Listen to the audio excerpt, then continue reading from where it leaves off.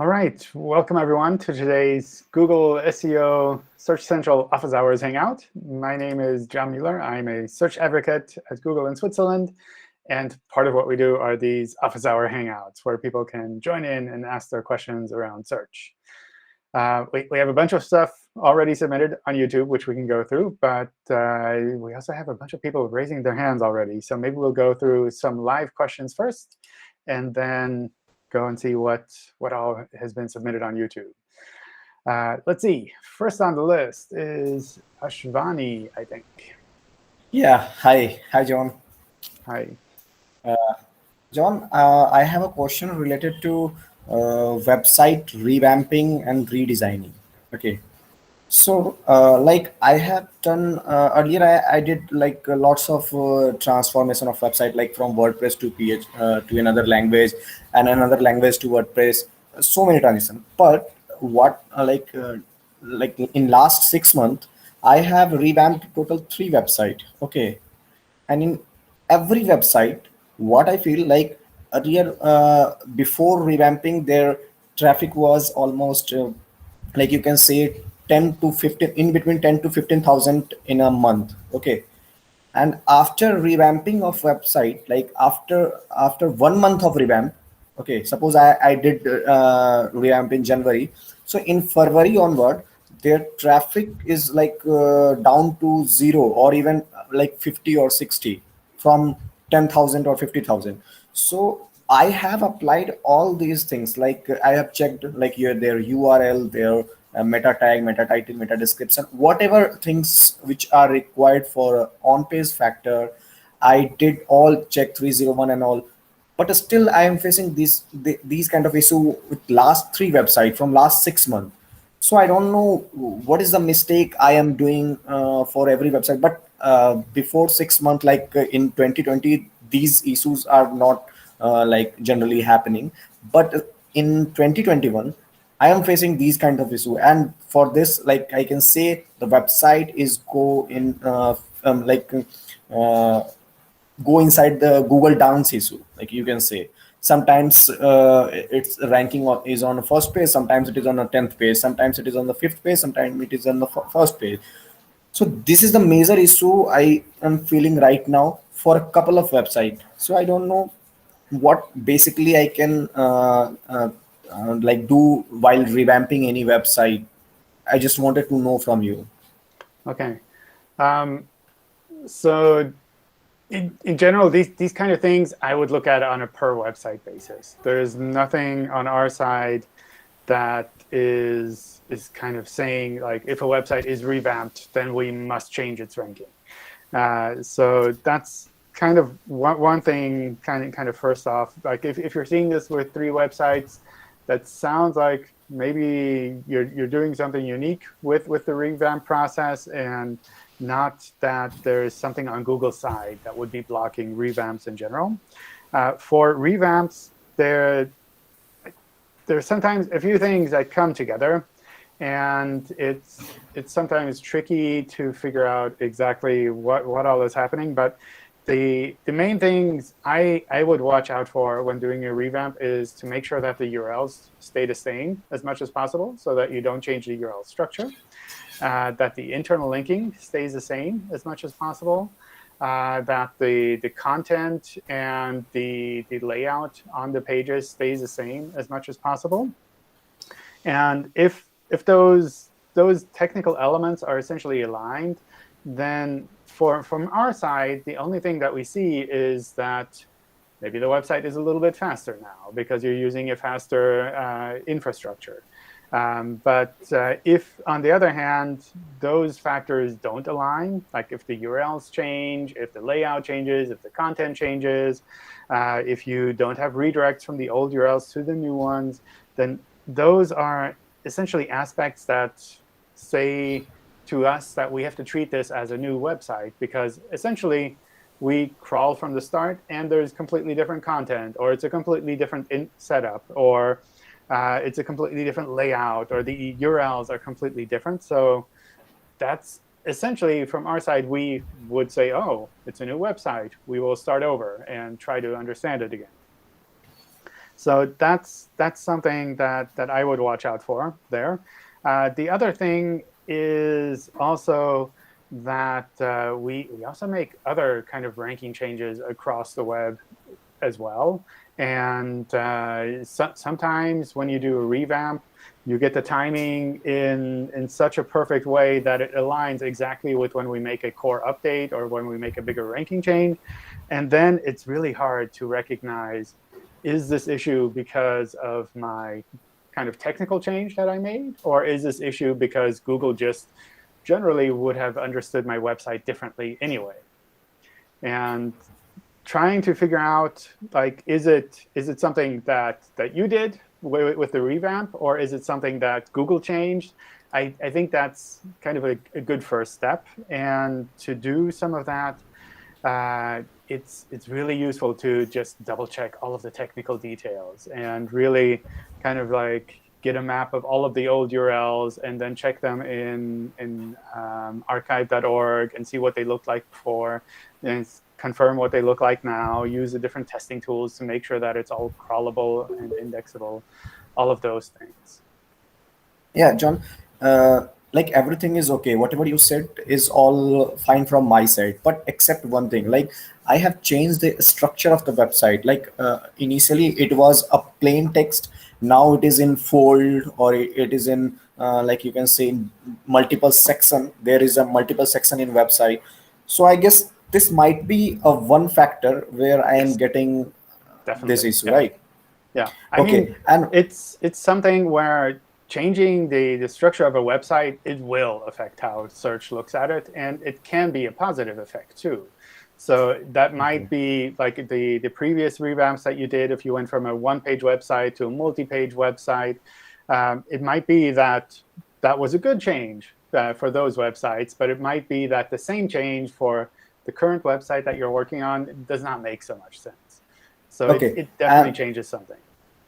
okay, if suppose there are multiple paragraph in your website, okay, and for an instance, I've just changed, like for suppose the third paragraph I shifted to second number position, and the second number paragraph I'm shifted to third number position. So does it really matter in ranking purpose? Not usually, but it can affect a little bit because we do try to understand the context of the text that you have on the pages. And if you move one paragraph from something that is very prominent to kind of an area where it's like, oh, this is a side note, then that could affect how we see that information.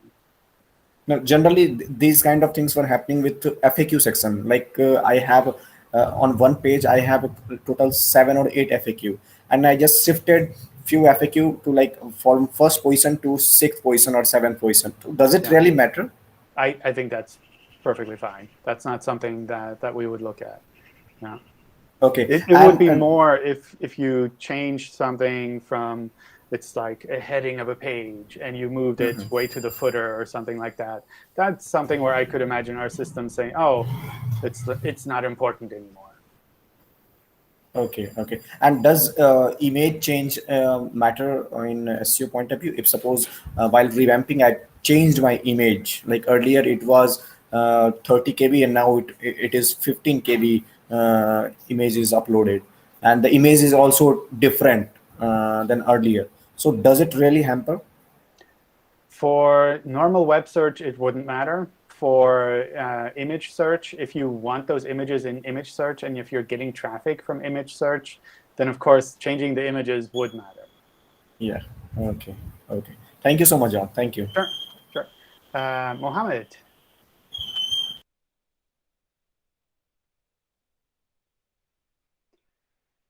Hello, am I audible?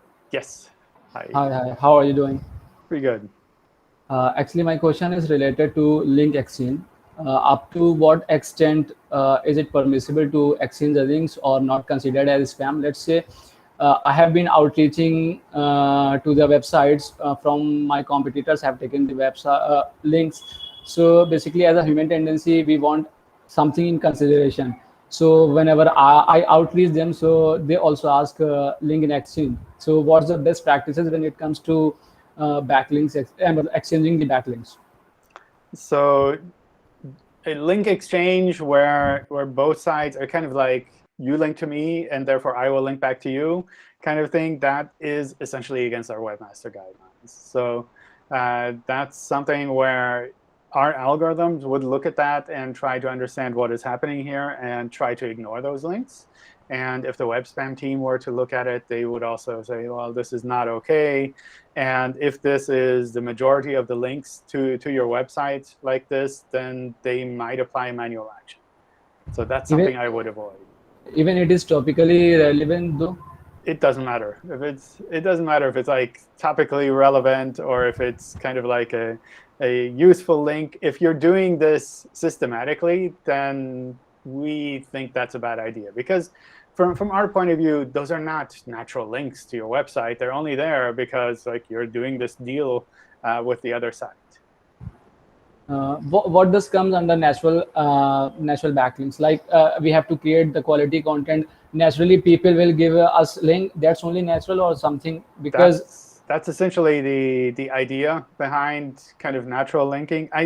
It's from our point of view, it's fine to contact people and tell them, it's like, by the way, I have this great content, and maybe it's something that you would appreciate for your website as well. That's generally fine. But anything beyond that, where you're saying like, well, you must link to me like this, or you must pay me money, or I will pay you money for this link, or I will exchange something for this link.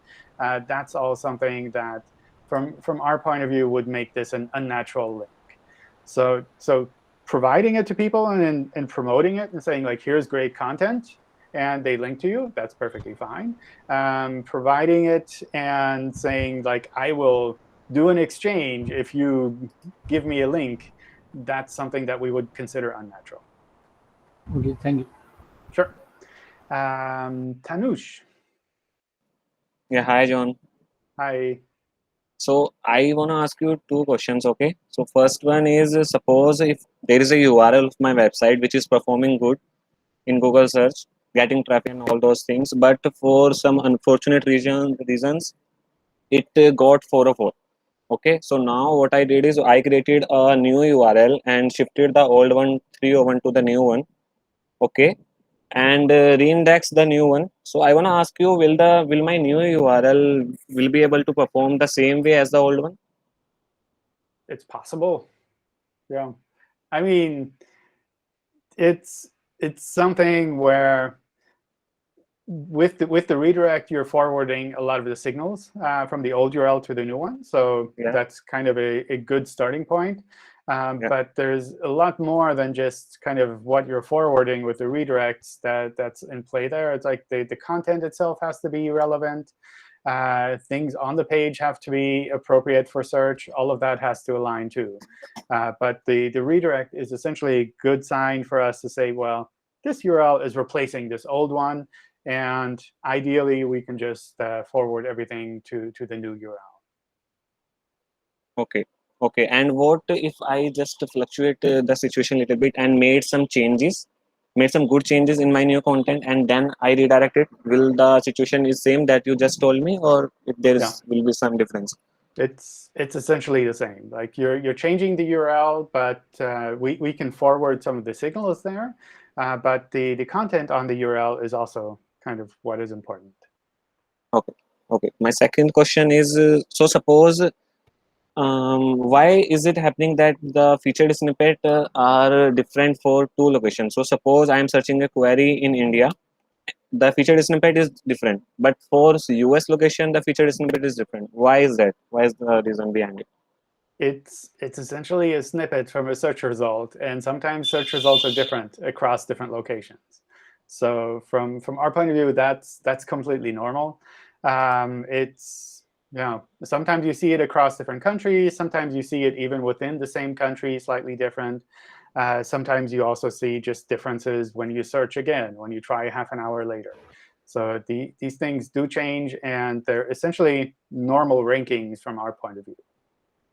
So one case that can be possible in this, that the website which is ranking on featured snippet is not ranking in the US, okay? But what I'm saying is that the website which is ranking or on featured snippet in India is also ranking on the US. then Yeah. don't you think the featured snippet will be also same? Not necessarily, no. It doesn't Any have best to be. practices to acquire the featured snippet for the US location as well? No. Like we don't have any guidelines what you need to do to be visible as a featured snippet. Okay, thank you. Sure. Robin. Yes. Hi, John. Can you hear me? Yes. Great. I have a question with regards to FAQ schema. So how would you detect that the question is the same over different sites? How would you differentiate between sites? Because we have all our country websites on the same top-level domain, but separated by different subfolders. And all of the websites does have Ahreflang tags, which tells us, for example, that this is the Canadian English site and this is the US English site.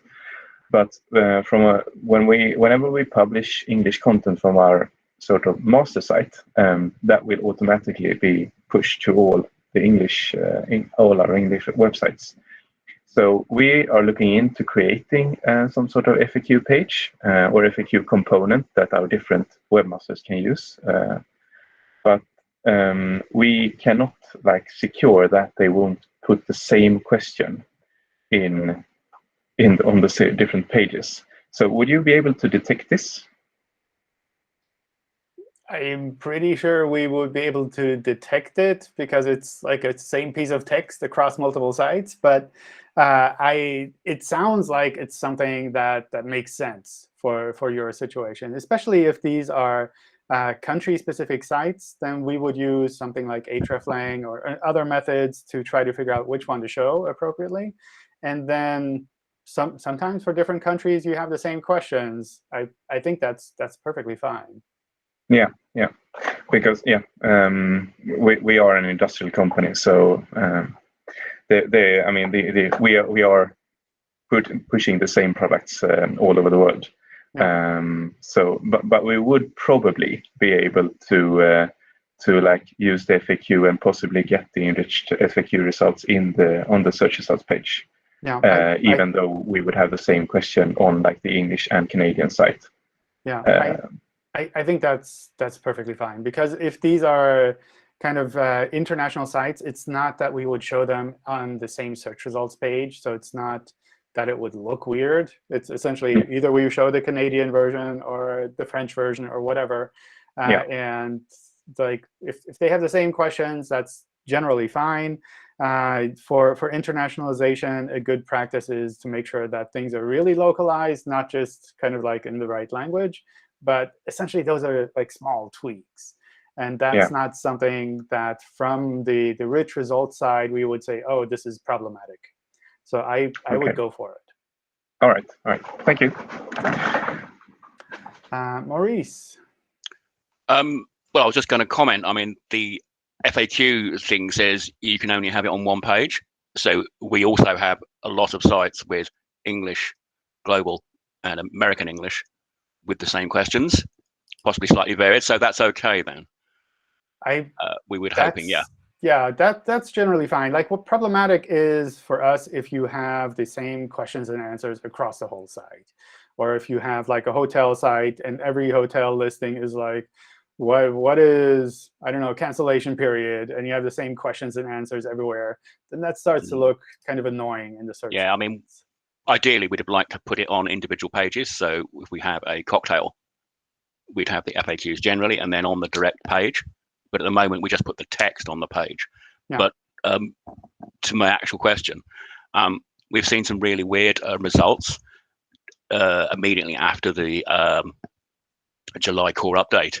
Is all our sites are big beverage sites. It's a big drinks company. So, for example, on the rum brand, we could see in desktop that we've lost all search, and all of the cocktail pages appear to be dropped from the index. Because if we do a site and look at what page is there, we can see all the other pages, the product pages, but we can't see the cocktails. And if you look at in SEMrush, for example, if we look at, say, a mojito, which is a very popular rum cocktail, we could see where before we were ranking page 1 quite often, and then for all of the terms related to mojito, you can see it just drop to 0. Now, we thought this, obviously, we know there's some problems with our cocktail markup, recipe markup, but we were thinking if the algorithm had changed, we'd expect to see them drop lower down the page or to page 2, but not a complete wipeout. And we've actually done research because we've got a vermouth brand, and that's happened. But ironically, in the German locale, we don't see the same effect. And also, we've looked at some of the competitors like Jack Daniels, and there's some sites in that area, Drysley, Epicurious, some of these have dropped completely, and Difford's, which is another big player in that area, which is a review sort of cocktail place. They've sort of dropped off to page 2, but it seems to be okay on mobile. So we're still ranking quite well on mobile. Obviously, that's probably about 60 to 80% of our traffic, but it's just really weird that it's completely gone. We could understand if the algorithm's changed and our sites aren't as good anymore, but we wouldn't expect them to see completely go. And I think there was someone else who had a similar problem with his, it was a blind site. So it's really, there seems to be something really weird happening with indexing. Well, it appears to be indexing. Okay. I mean, the pages are still indexed in Search Console, but they're just not turning up at all. Not like they've dropped from like position 4 to position 13 or 15. So really, that's the question we were trying to like raise, and it does appear to be across the industry and recipe related. I mean, someone suggested it is because we have the FAQ text on there, but not the actual marked up FAQ. No, because that's on its page. So this is the problem we're facing. Yeah. So I looked into it a bit with the other site that posted the details in the forums, and it turns out we have a system that tries to recognize soft 404s across desktop and mobile separately.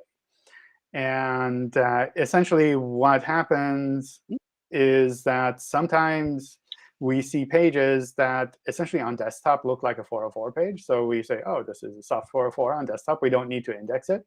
And on mobile, it looks like a normal page. So we'll actually index it there. And that's where you would see this difference between kind of the indexing side, where if on desktop or mobile you search, you do a site query for the URL, and it shows up normally. And on the other device type, you do a site query, and it doesn't show at all. Then that's essentially a sign that for that device type, our systems have picked up somehow that this is a soft 404 page. And the tricky thing here is, I mean, on the one hand, this is fairly new. So I was a bit surprised that we do this. On the other hand, in Search Console, we do show soft 404s, but we show it for the mobile version. So if on the mobile version everything is OK from your side, then in Search Console, it'll look like, oh, it's indexed normally. It's like, what is your problem? Whereas on desktop, if we see it as a soft 404 there, you would not be able to see that directly in Search Console. So that's kind of something new that has started happening, I don't know, maybe like a month or so. I don't have the exact time frame there. But it is something where at least the other site with the blinds, I think a lot of those examples were really useful for the team to figure out, like, how do we need to improve this classifier? So if you have examples there where you can maybe email me a bunch of URLs also from the other sites where you saw this, then that would be super useful to pass on to the team. Yeah, because they are actually returning 200 when we crawl it. Yeah.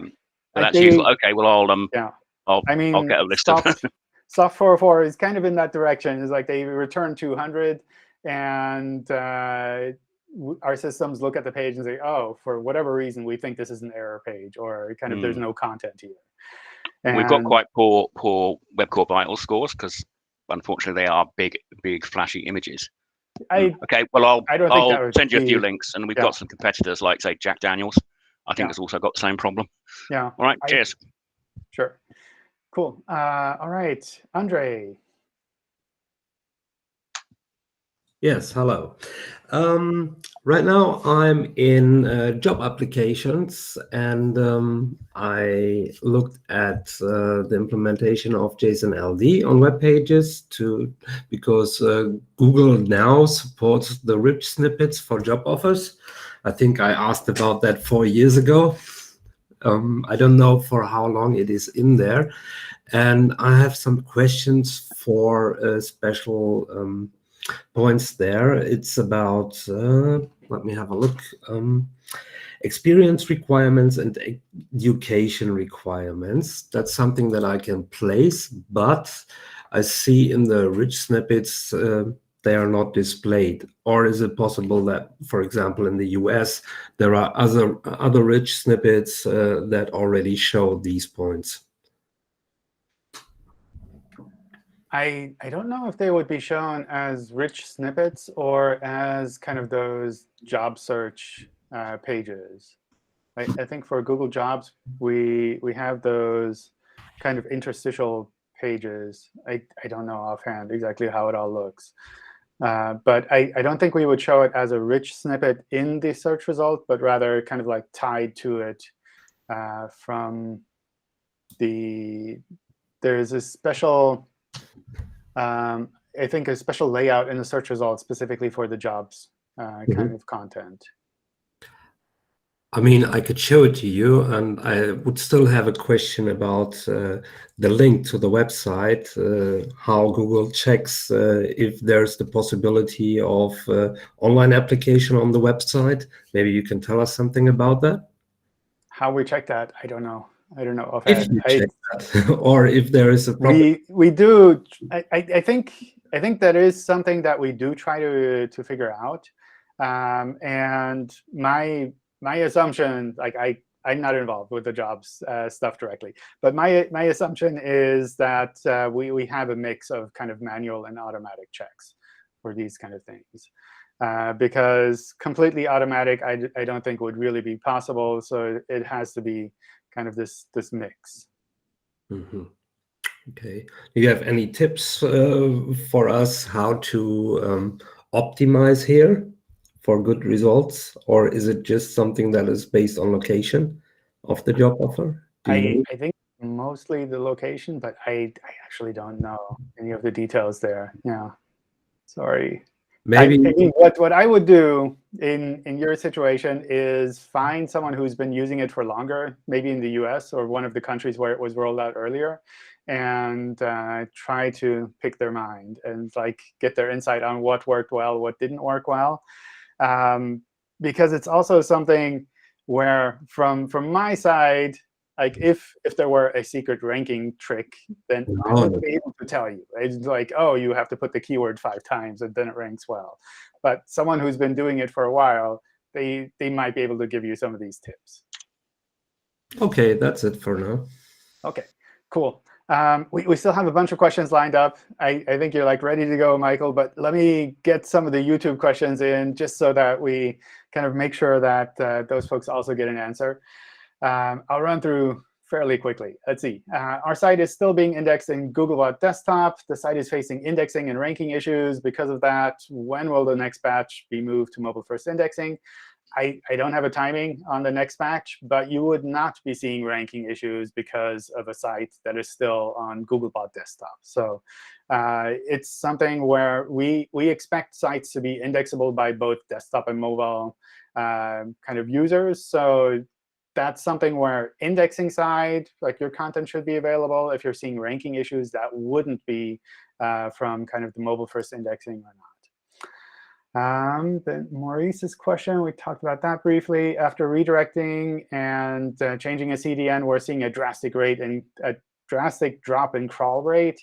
Yes, that's very reasonable. If you change your website's infrastructure, then we will change our crawling.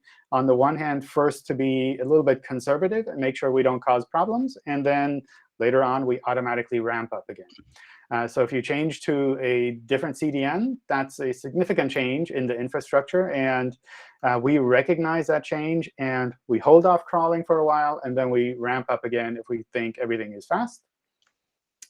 If a website is migrated to React from HTML, PHP, does it negatively affect the whole website? What are the major things to be taken care of? So React is a JavaScript framework. And if you're implementing the site with client-side JavaScript, then that is a significant change on your website. On the one hand, you're completely changing kind of the front end of the website. So JavaScript or not, that is a really significant change. So you would expect to see some changes in SEO in that regard. Some of these changes can be positive. It's not that you automatically drop in ranking just because you change your front end. And the other part is you're moving to a JavaScript front end, or assuming this is the case. Then for that, you need to take into account that JavaScript sometimes is a bit tricky with regards to indexing. We're pretty good at it now, but it's still something you need to watch out for. And I would double check all of our tools and guides on JavaScript SEO to make sure that you have all of that lined up. We tried different language subdomain for a website where we simply translate the content. What would be the best practice? Is using Ahreflang required for this? Ahreflang is not required for anything on the website, but it does make it easier for us to recognize localized content, either the same language content for different countries or different language content. With regards to kind of like automatically ranking for all of your localized content, that does not happen. So on the one hand, you have to provide clean internal linking within your website. We have to be able to crawl and index all of those pages. And then we essentially use Ahreflang to swap out the right one. So just automatically moving everything to a lot of different languages does not multiply the visibility of your website. It means it's a lot of extra work for your website. Sometimes it's not worth it. Sometimes it is worth it. But you still have a lot of things to do other than just add Ahreflang. Our website had a no index, no follow tags in the source code, which we removed in April. Oh, I think I provided a short answer on this on Twitter just before. So I double-checked the website. And on the one hand, April is a few months ago, but it's still kind of relatively seen fairly close. And we have to recrawl the whole website to understand that these no index tags were dropped. And the main difficulty we saw there, or I saw when I looked at the website, is that the website is very slow. And that essentially means that we're crawling much less than we would like to. And that means it will take much longer to kind of see that the no index has dropped. So if there's a way that you can significantly speed things up, that would be really helpful. With regards to speed, I don't mean the speed that you would see in things like PageSpeed Insights, but even just requesting URLs from the server takes 3-4 seconds on average. And that makes crawling a lot slower than it needs to be. Removing a tool from indexing using the removal tool will also remove the page from the Core Web Vitals report. No, probably not. So the URL removal tool just hides the URL in the search results. It doesn't change indexing. And you would continue to see that URL in other reports in Search Console. So that includes things like structured data reports, AMP reports, the Core Web Vitals reports, all of those places where index content is used, you would still see that URL. How long does it take for Google to drop pages from the index if bots encounter a 5xx status code? Due to problems with the server being irresponsive for about 3 days, Google de-indexed nearly 1/4 of my content without even showing any errors in Search Console. How long will it take for my content to be back? So usually we recommend a 503 status code for somewhere up to a day. Sometimes it's OK if it takes maybe 2 days to resolve. But if we're talking about an time frame which is more than 2 days, which 3 days is kind of close, but it's still a little bit longer, then we would start dropping things from the index there. And usually what happens is we would probably drop the things that are most visible in the search results first. And that's not because like we want to cause any problems, but more because those URLs tend to be the ones that we crawl the most. So if the URLs that we crawl the most see a lot of errors, then we will drop them from the index.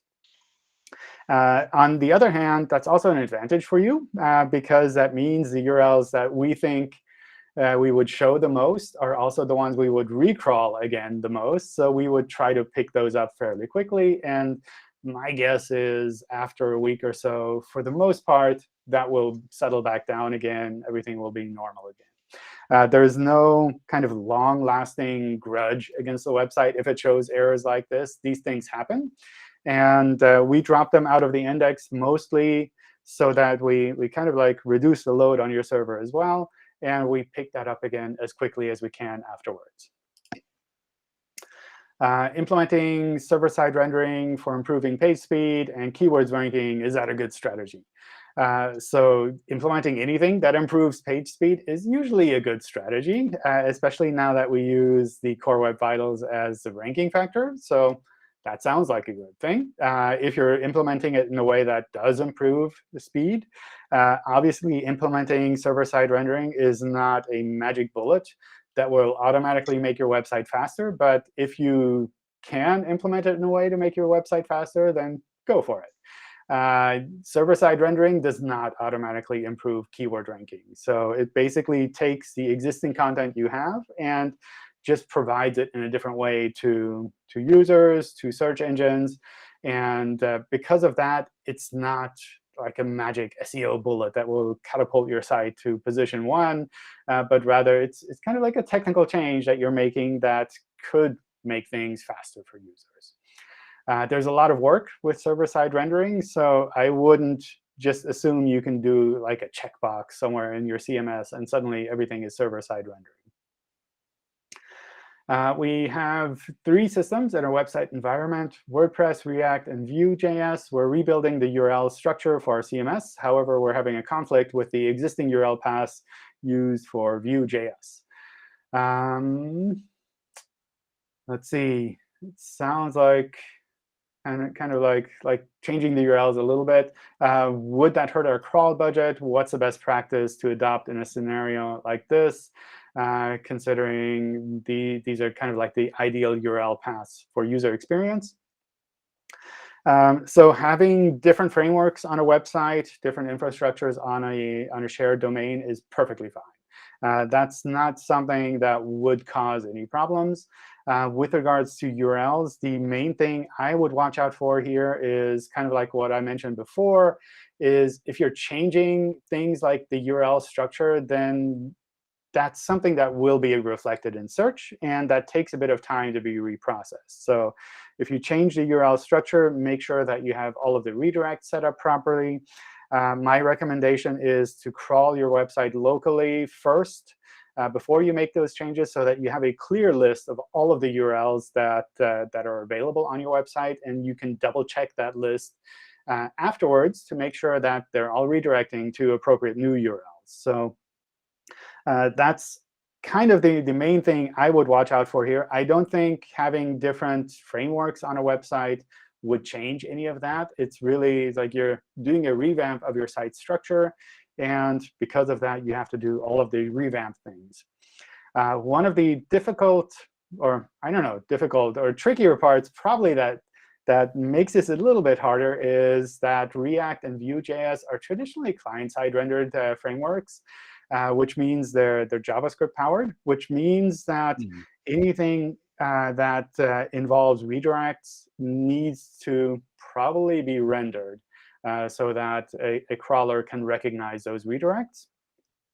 That means if you're using a local tool to double-check your website before and after, then you need to make sure that it's able to understand when there's a JavaScript redirect in play and that it can follow those.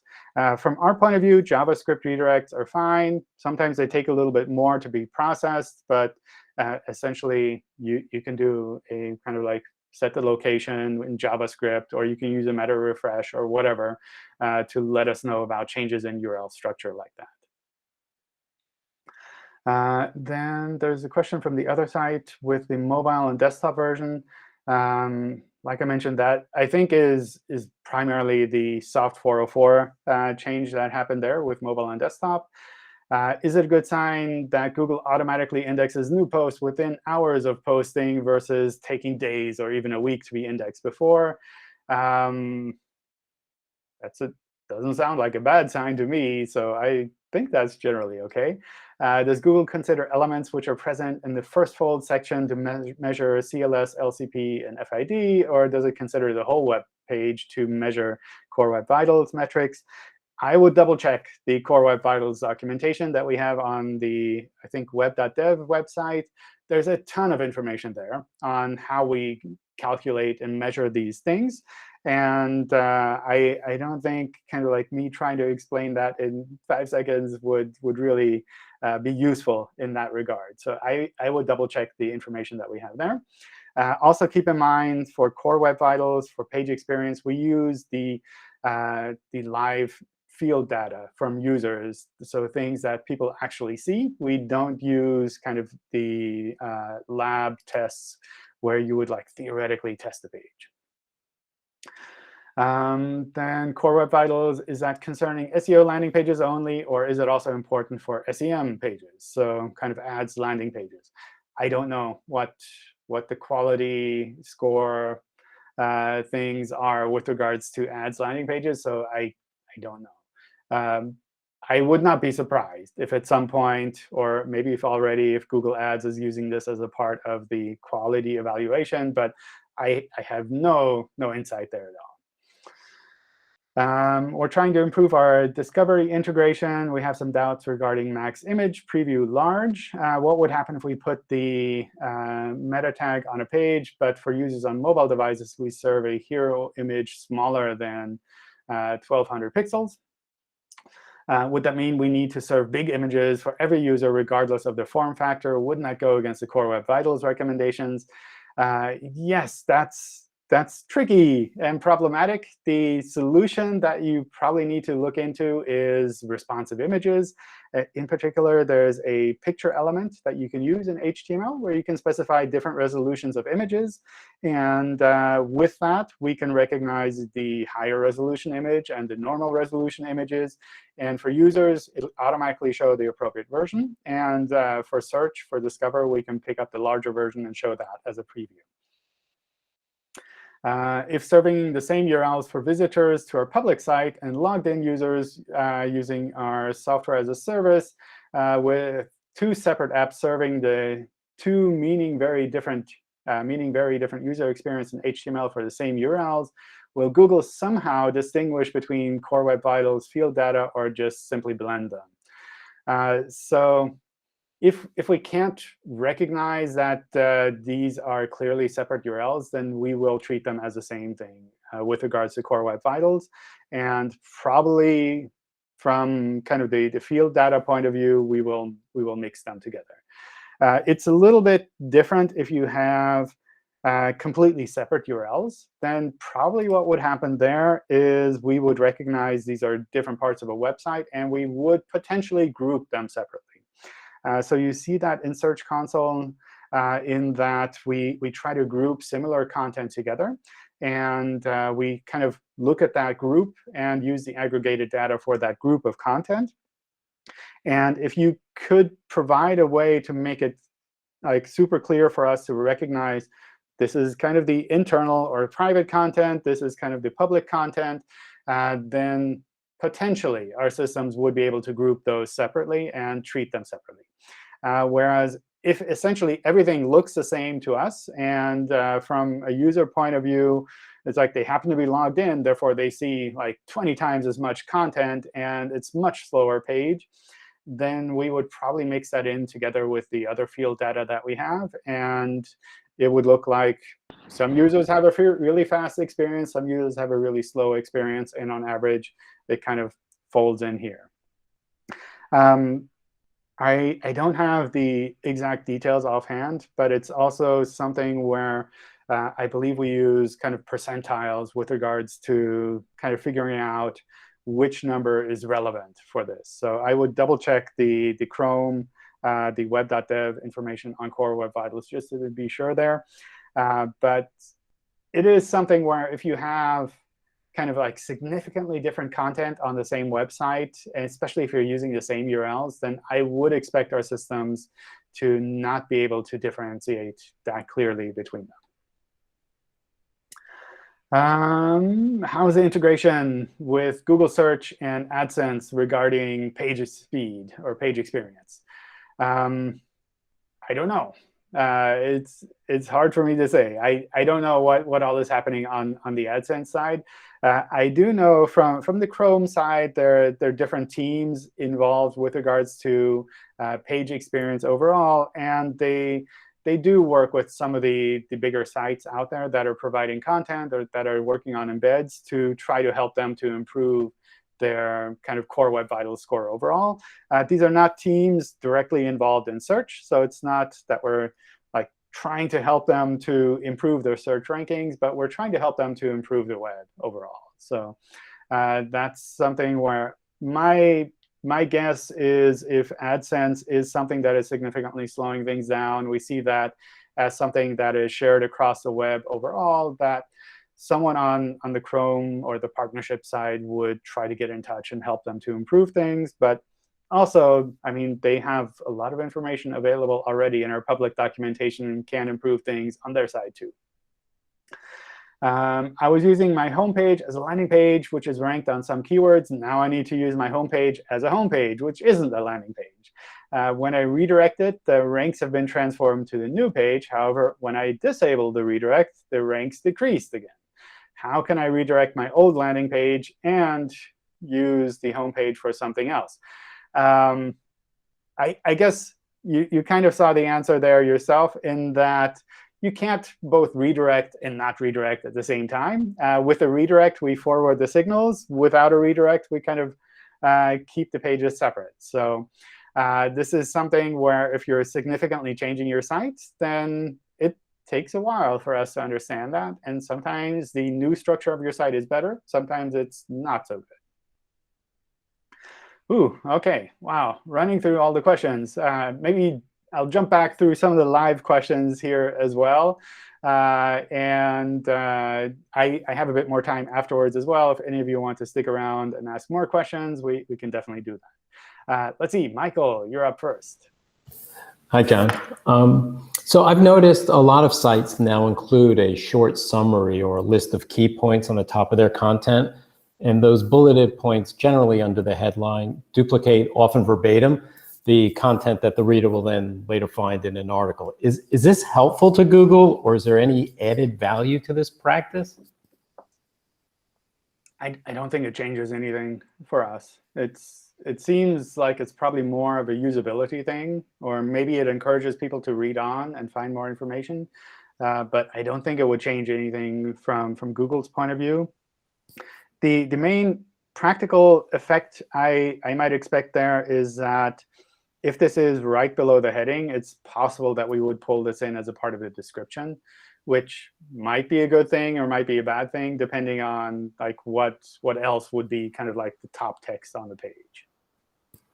Yeah, I mean, I was wondering if people did this just because people are generally lazy and they'll read the summary. But for me, as a practice, when I'm reading it, it's just like, hey, I read this, I read the bullet point, and then 2 paragraphs later, I say, I just read this. It's not a great user experience.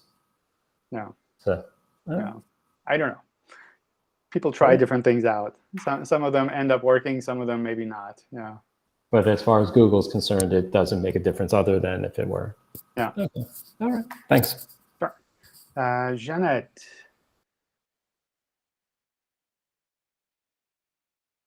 I think you're muted.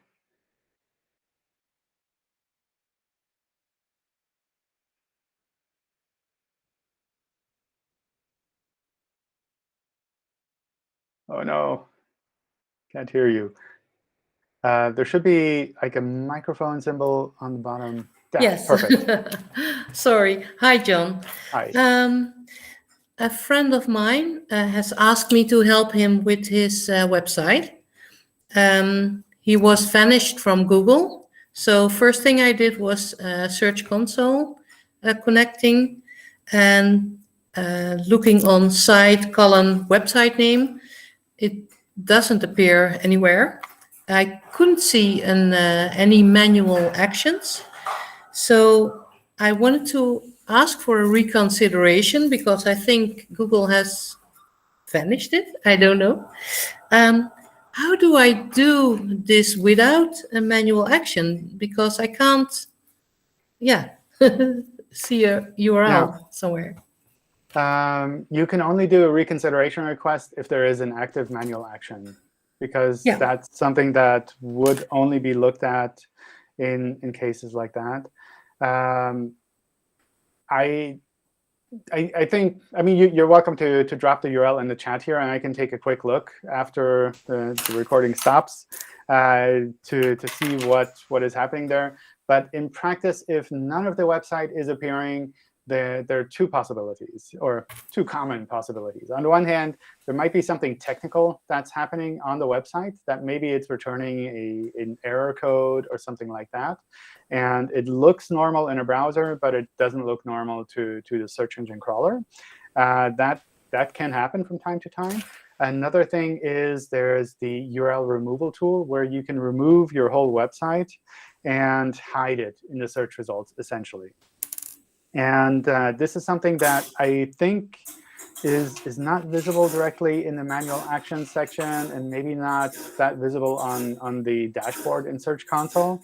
But it's something where we've noticed that sometimes people use the tool to remove an alternate version of the website, and they don't realize the tool removes all versions of the website. So if you have www and non-www, for example, if you want to remove the non-www version with that tool, then it removes all of those versions.